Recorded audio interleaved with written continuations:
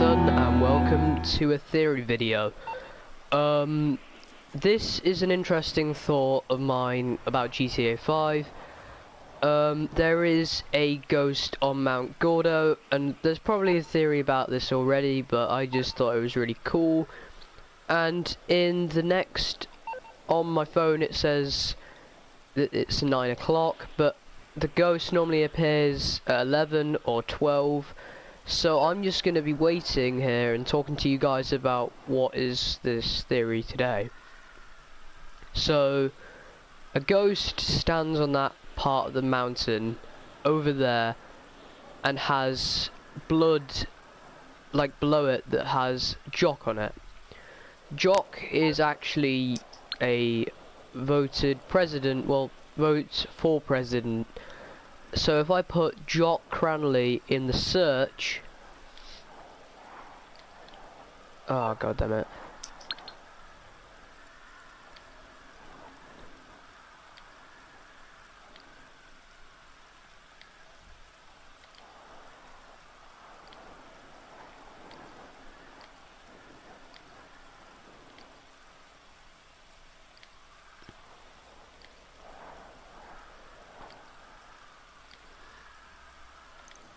There we go. Jock Cranley is being voted for president, and he's actually that guy.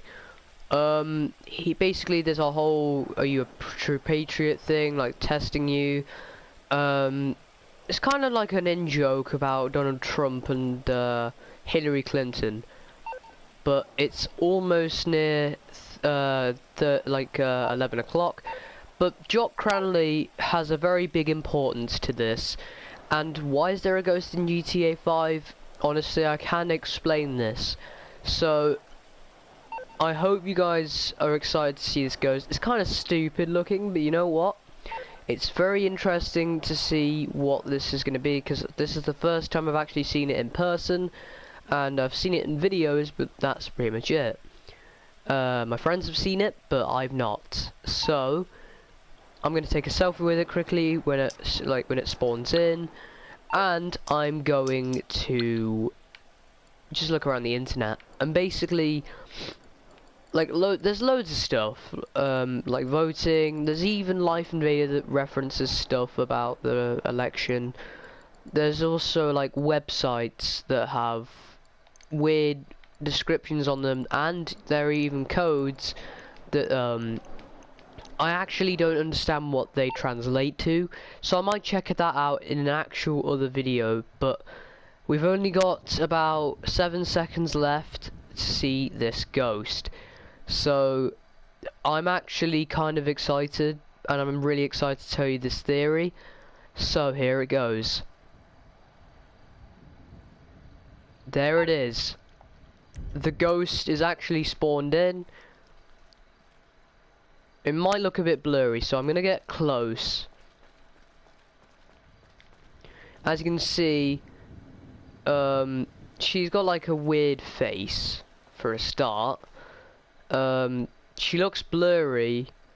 She's got like weird eyes, weird cloak, and weird black hair. Underneath there is obviously blood. I'll try and get a bit closer, but she will disappear if you get any closer to her. As you can see, I've got closer and she's gone. But this is the name, Jock.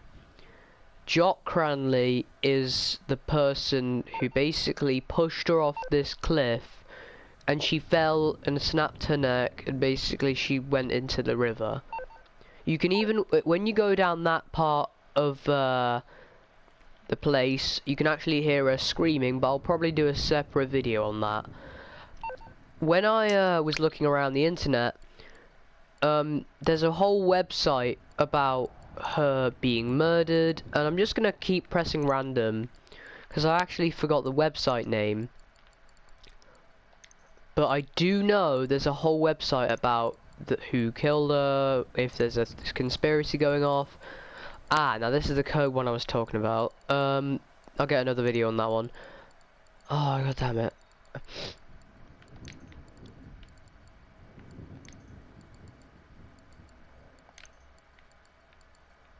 again, Jock Cranley pops up for a website. So, Leonora Johnson is the name.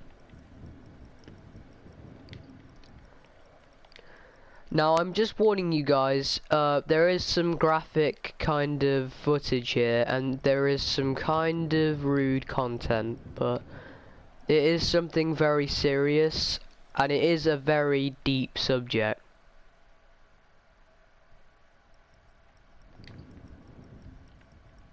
I think I've spelled that wrong, but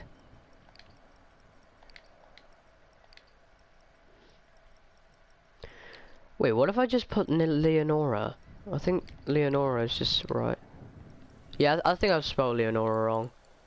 Yep, I have. Okay.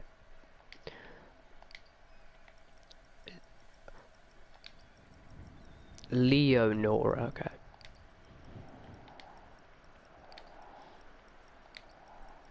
But it is weird though that a ghost just randomly pops up at the side of a cliff.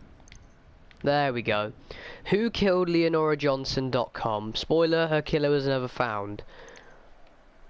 On January 17th, 1975, the dismembered, mutilated body of young Vinewood starlet Leonora Johnson was discovered by the side of the Landak Dam following an anonymous tip off the LSPD.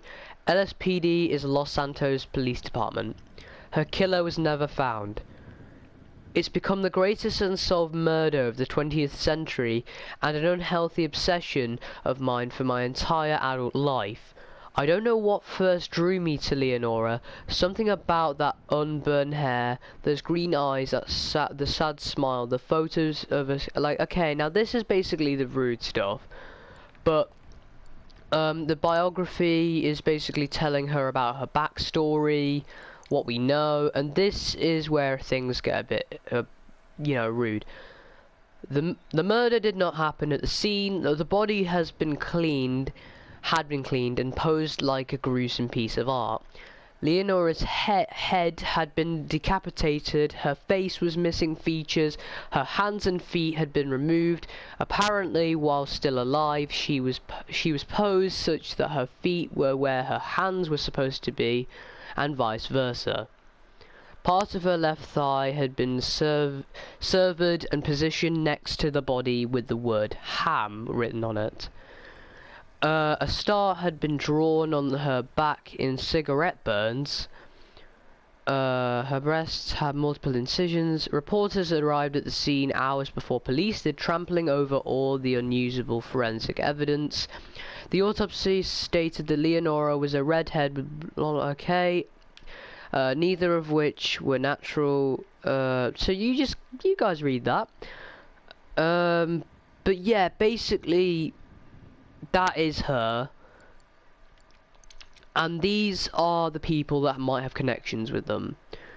Mitch Dexter, if you think Mitch Dexter still dines out on his leading role in Nelson in Naples today, you should have heard him in the late 1960s. He is rumoured to have had a brief, possibly consensual fling with Leonora during the spring of 1969. Motive: in an interview with the Daily Globe in December 1974, Leonora talked about how a high-profile Vinewood celebrity had taken advantage of her before her 17th birthday. Did Dexter, known for his extreme I don't know how to say that, sorry, an explosive temper, decide she needed to be silenced. But here we go. Another Vinewood mystery, blood on the rocks. Did she fall? Was she pushed?